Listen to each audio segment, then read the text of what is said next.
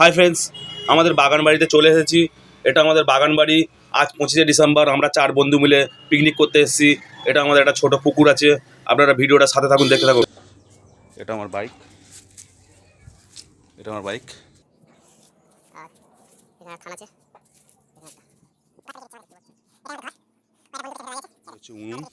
এই কাঠ ফাটে রান্না হবে, খাওয়া হবে, দেখে নাও। ঠিক আছে, মুরগিটাকে আজকে কাটা হবে, দেখতেই পাচ্ছ।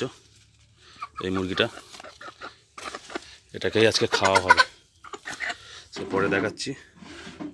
এটা হচ্ছে লঙ্কা, এখানে টমেটো আছে, পেঁয়াজ আছে। এই যে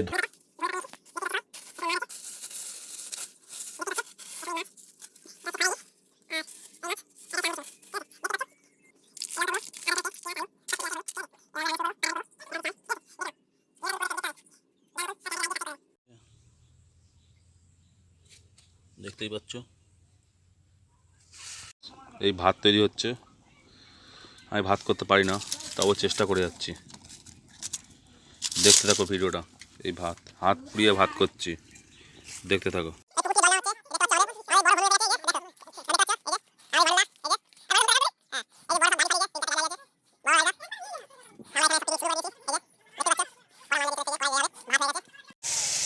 এই টমেটো কাটা হয়ে গেছে, শসা কাটা হয়ে গেছে, এদিকে আলু ছাড়াচ্ছে, দেখো আলু ছাড়াচ্ছে।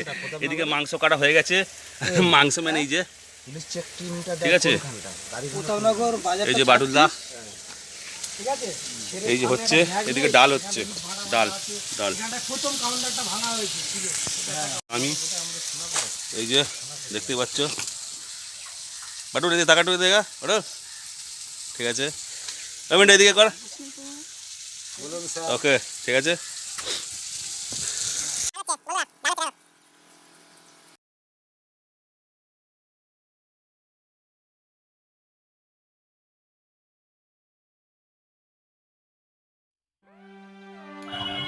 পঁচিশে ডিসেম্বর উপলক্ষে এটা আমাদের পিকনিক।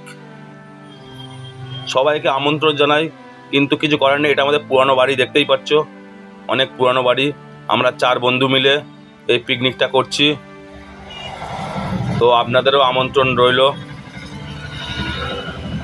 এই যে মিন্টু মুরগি কাটছে, আর এই যে মাটুল ভাই।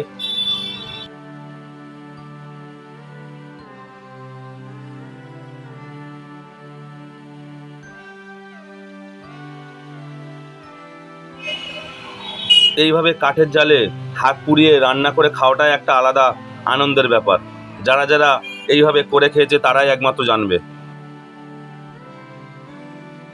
আজ 25শে ডিসেম্বর, সব বড় বড় সব লোকেরা সবাই যে যার মতো যে ভালো ভালো জায়গায় পিকনিক করছে। তো আমরাও সবাই মিলে চিন্তা ভাবনা করে ছোটোখাটো একটা 4 জন মিলে একটা পিকনিক শুরু করে দিলাম আমাদের পুরানো বাড়িতে। গ্যাসে তো আপনারা সবাই রান্না করেছেন, কিন্তু কাঠের জালে রান্না টেস্ট একটা আলাদা। তো শেষমেশ হাত পুড়িয়ে কাঠের জালে রান্না করে ভাত আমাদের হয়ে গেছে।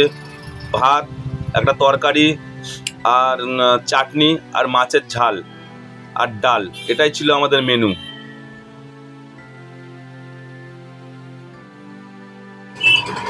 আর সবশেষে স্যালাডের কথা তো বলাই যায়।